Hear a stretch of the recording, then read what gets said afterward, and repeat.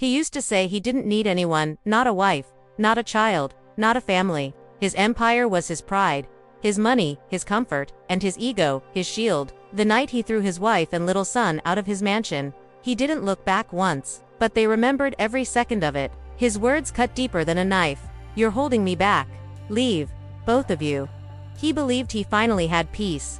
But death has a way of humbling even the strongest men. 10 years later, lying alone in a cold hospital room, his liver failing, his empire collapsing, and no one left who cared whether he lived or died, he finally realized what he had lost. And when the door opened, when the family he shattered walked in, he understood that sometimes the biggest punishment in life is getting exactly what you once wanted. Adrian Wolf had never needed anyone, not in his mind, not in his heart. He was the CEO who built an empire out of nothing but discipline, rage, and a refusal to be weak. People around him admired the power, but no one ever saw what it cost him, not even his wife, not even his little boy. For Adrian, life was a battlefield and emotions were liabilities. He woke before sunrise, returned past midnight, and filled every second with work. Alina used to call him her storm, beautiful from afar, destructive up close. And their son, Caleb, used to run to the door every night hoping his father might pick him up, smile, or at least look at him with warmth. But storms don't hug, storms don't soften, storms only destroy what stands in their way. It was a cold November night, the night everything changed. Alina had cooked Adrian's favorite meal. She'd set the table neatly, dimmed the lights, even asked Caleb to draw a picture for his father. Caleb drew a stick figure family holding hands, smiling in the sunshine. Alina pinned it on the fridge, hoping Adrian would see the love waiting for him. But when he arrived, slamming the front door, the entire house jumped. His jaw was tight, his eyes sharp, and his mood darker than the winter outside. He tossed his coat on the couch, opened his laptop, and started reviewing documents before Alina could even greet him. "Adrian," she said softly, "can we talk tonight? Caleb has something to show you."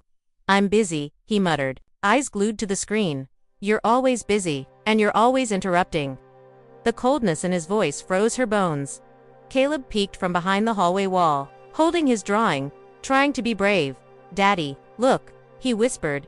Adrian didn't even glance up. "I don't have time for this." Alina exhaled shakily. "He's your son. And you're my problem," Adrian snapped. The words hit harder than he intended, but he didn't take them back. He never took anything back. Alina stepped closer, her eyes filled with years of exhaustion. "We barely see you anymore. Caleb misses you. I miss you. I don't care," he said coldly, finally standing. "I don't want this life, this family, this burden." Caleb shrank back into the hallway, tears pooling. "Adrian," Alina whispered, trembling. "Don't say things you'll regret." He laughed an empty, hollow sound. "Regret? The only thing I regret is marrying you. You and that boy do nothing but slow me down." Tears slipped down Alina's cheeks. Caleb ran to her, wrapping his tiny arms around her legs. Adrian didn't stop.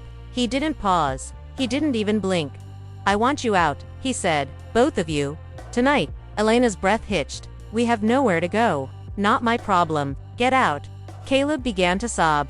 Alina dropped to her knees, holding him tightly, whispering to him, "It's okay. Mommy's here. Mommy's here." But Adrian turned his back on them both. He walked into his office and slammed the door, never noticing the picture Caleb dropped on the floor. A picture of a family he just destroyed. **** Snow fell that night as Alina packed their belongings. She moved slowly, numb, still hoping Adrian might open the door, apologize, realize what he was losing. He didn't. She zipped up the last duffel bag, scooped up her crying son, and stepped into the freezing night. Adrian never stepped outside to watch them leave. ***. The years that followed were brutal. Alina worked 2 jobs, cleaning homes in the morning, handling night shifts at a small diner to cover rent. Caleb grew up without birthday parties, without toys, without the life he should have had, but he had his mother's love, and that love was enough. Almost enough.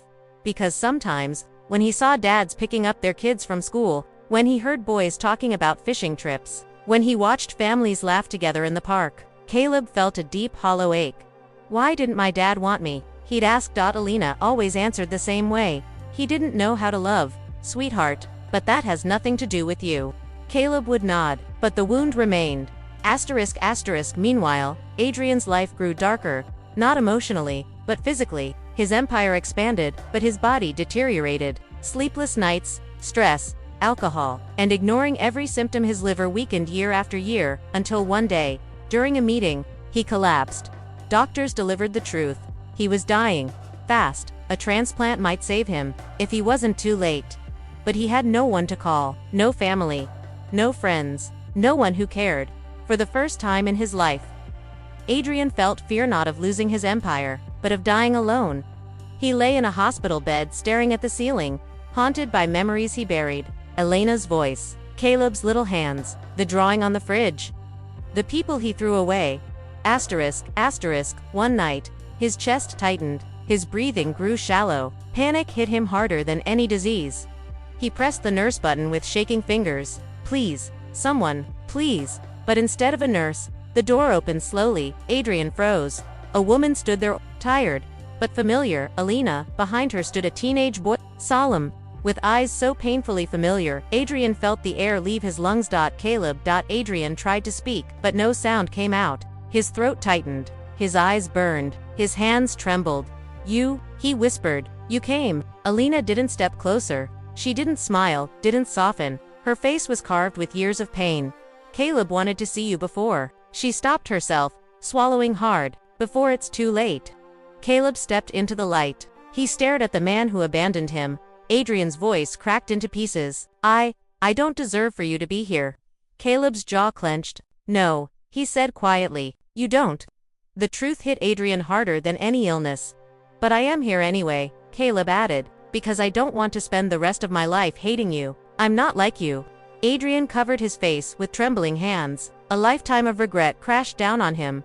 I'm sorry, he whispered, barely audible. I'm so sorry. Caleb didn't answer.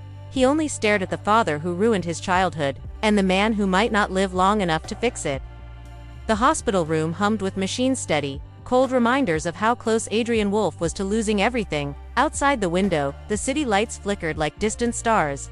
But inside the room, time felt frozen. Elena stood by the wall, arms folded, guarding herself from the memories threatening to surface. She had spent years building walls to survive the man who once shattered her life.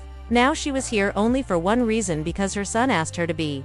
Caleb, tall and quiet with a maturity beyond his years, stood beside the hospital bed, looking at the man who had walked away from him 12 years ago. A man who used to be a giant in his eyes, until he vanished. Adrian, weak and pale, couldn't look away from his son's face. The guilt, the regret, the fear, it all rose inside him like a tide he couldn't outrun. Caleb, Adrian whispered, voice trembling. You grew up.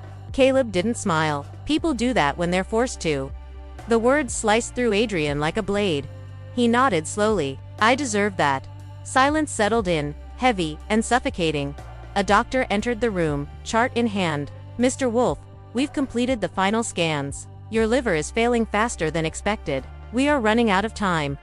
Elena closed her eyes for a moment. Caleb swallowed. What does that mean? It means, the doctor said gently, if we don't find a living donor very soon, he won't survive. Adrian looked away, ashamed to be seen so fragile in front of the people he once discarded. Caleb stared at the doctor. Test me.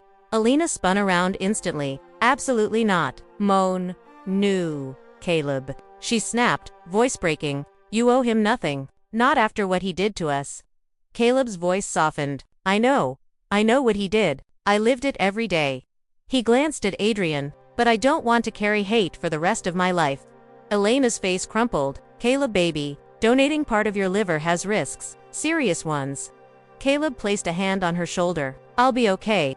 But Elena shook her head, tears spilling. You're only 13. You still have your whole life. I can't lose you. I'm not going anywhere. He whispered, but deep down, both of them knew the truth. Surgery was always a gamble. The doctor cleared his throat gently. We can run the tests. If he isn't a match, nothing proceeds. Elena hesitated, but Caleb's steady eyes softened her resolve. She finally nodded. The tests began. Asterisk, asterisk, hours passed. Elena prayed in the hallway, hands trembling, heart pounding. Adrian stared at the wall, imagining every moment he had missed Caleb's first words. His birthdays, his struggles, his growth. He had walked away from all of it, and now the boy might save his life. He didn't deserve that kind of grace. When the doctor returned, Elena held her breath. He's a match. The room spun. Alina shook her head, tears pouring. No. No, please. There has to be another way. There isn't, the doctor said gently. Without this, Mr. Wolf won't survive. Caleb exhaled slowly. Schedule it. I'll donate. Adrian's voice cracked. Caleb, don't please. I can't let you do this. I don't deserve it. You're right, Caleb said quietly. But this isn't about what you deserve. Adrian broke.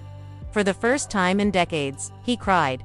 Asterisk, asterisk, the morning of the surgery arrived heavy and cold. Nurses prepped Caleb, his small frame almost swallowed by the hospital gown. Alina brushed his hair with trembling fingers. Are you sure? She whispered. Caleb nodded. I'm not doing this for him, Mom. I'm doing it for me. So I can live without hate. So I can be free.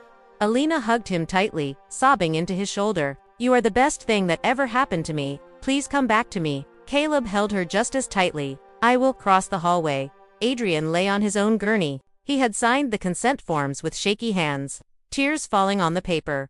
When he saw Caleb being wheeled toward surgery, he whispered hoarsely, I'm sorry, son. I'm so sorry. Caleb didn't answer, but he looked at his fatherly looked on for the first time. Adrian saw something in his eyes that terrified him. Not anger, not hatred. Forgiveness. The kind he didn't deserve. Asterisk, asterisk, the surgery began. Hours passed, each minute heavier than the last. Alina paced the waiting area until her legs felt numb. Doctors moved in and out of rooms, but none came toward her. Finally, after what felt like a lifetime, a surgeon walked toward her with tired eyes. Alina, he said softly. Her heart dropped. We were able to save Mr. Wolf. Her breath caught. But your son, he suffered unexpected internal bleeding. Alina felt the world tilt. We tried to resuscitate him. For a long time. No, she whispered, stumbling backward. The doctor's eyes filled with sorrow. I'm so sorry. Caleb didn't make it. A scream ripped from her soul, raw, primal, shattering. She collapsed to her knees, clawing at the floor. Her wails echoing through the hallway. Nurses rushed to her, but she pushed them away, crying, my baby, bring him back. Please, please bring him back. But he was gone. The boy who spent his whole life craving a father's love, gave his life to save the man who denied him. Asterisk, asterisk. Hours later, Adrian woke groggy and weak, unaware his world had ended. Alina entered the room, eyes empty, face pale, soul shattered. She didn't look like the woman he once hurt. She looked like a mother who had buried her child. Adrian's voice trembled. Where's Caleb? Is he okay? Can I see him? Alina stared at him for a long, unbearable moment. He's dead. The words hit him like a hammer to the chest. Adrian froze. His breath stopped. His world crashed. No, he whispered, shaking his head violently. No, Alina. Please, please tell me this isn't he died saving you, she said, voice breaking. He gave you the one thing you never gave him, love. Adrian's face contorted, pain ripping through him more brutally than any illness. No. God, no. He sobbed uncontrollably, clawing at the bedsheets, screaming into the room. Caleb, please. I didn't get to, please. Alina turned away, tears streaming. You threw us away, she whispered, and still, he gave you everything. Adrian collapsed into himself, shaking, begging the universe to take his life instead. He had spent a lifetime choosing power over love, pride over family, and now the bill had come due. The liver in his body belonged to a boy he didn't deserve, a boy he never hugged, never protected, never loved the way he should have, and the rest of his life, however long it would be lived under the weight of the deepest regret a man could carry. Adrian Wolf survived, but he would never be whole again. If this story touched your heart, subscribe for more emotional, life-changing stories. Like the video to support the channel. Share it, someone needs this message today.